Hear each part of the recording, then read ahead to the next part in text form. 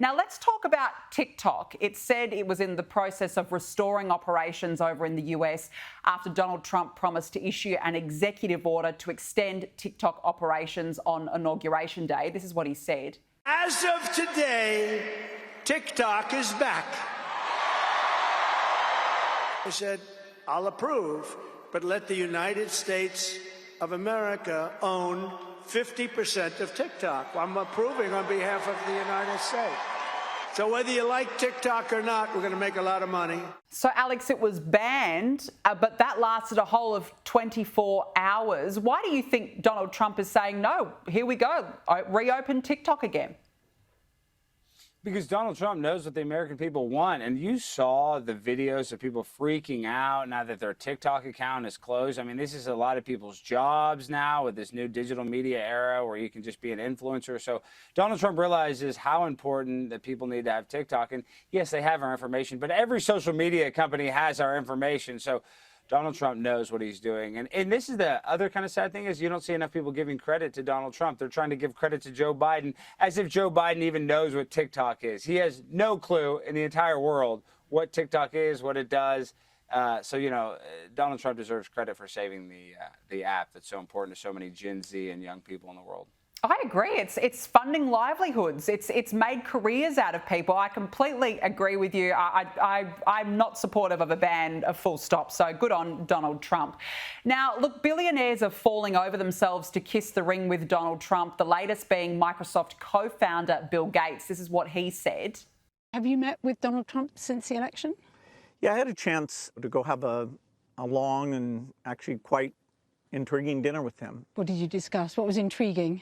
Well, we touched on a lot of things. It was over 3 hours. I felt like he was, energized and, looking forward to helping to drive innovation. I was frankly impressed with how well he showed a lot of interest in the issues I brought up.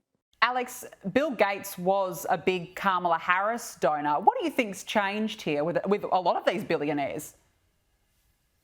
Well, when it comes to Bill Gates, he sees that RFK Jr. has a great, chance of being the HHS, director. So he's very scared that he might get exposed for maybe some of the vaccine practices that he did, not saying whether they're safe or not, but I guess he doesn't want a magnifying glass looking into some of his actions, not just in America, but in other countries. So he's probably scared, and he realizes that he needs to buddy up with Donald Trump. And Bill Gates is a smart guy. He's a great businessman. I think that he will do what's best for not just himself, but for his company, for everything that he's created. So he's going to be friends with Donald Trump. There's no point in making Donald Trump an enemy. That just would be the dumbest move if I was a billionaire right now.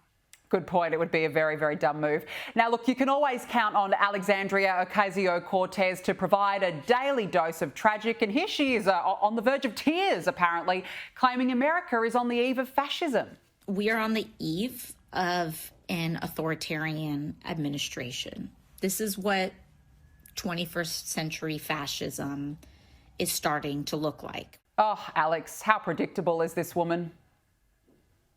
Oh, I mean, you can see it from a mile away. Even if she wanted to say anything complimentary of Donald Trump, she just couldn't. Her constituents wouldn't let her. So, let's just be real. AOC is not that afraid of Donald Trump. She's from New York. Donald Trump has had a presence in New York for a long time. So, let's just be real. She probably has to do this to try to put on a front for all of her supporters. I think that she's actually excited that Donald Trump is in there because now she kind of has a villain to go after. When the country is failing under Joe Biden, she had to protect Joe Biden. Now that Donald Trump is in office, she can have an enemy and a target to go after. So this actually helps not just AOC, but also MSNBC, CNN. They have a villain that they can finally talk about instead of trying to protect our president that was just a puppet for the last 4 years. Yeah, well, it must have been exhausting for the last 4 years trying to protect a potato of sorts. Now, Donald Trump launched a new meme coin, sparking a buying frenzy that saw this token skyrocket over 300% within hours. Buyers rushed to snap up this limited supply of Trump cryptocurrency. Alex G, what a world we live in when the next president of the United States has launched his own crypto. Yeah, I'm sick that I missed out on it. They launched it in the middle of the night. Now all these people made millions of dollars, and I'm just sitting over here, broke as a joke. I wanted some of that Donald Trump coin, so I wish I would have known. A lot of people got rich, and I think a lot of people are going to continue to get rich. But you look at Elon Musk has the Dogecoin. You know, these people realize that, hey, this is a marketable thing. This is a profitable thing. So I wouldn't be surprised if Donald Trump doesn't come out with even more of these type of, crypto meme coins. I know, Alex, we both missed out. What on earth are we, what are we doing? We're way too behind the 8 ball. We should have been in there.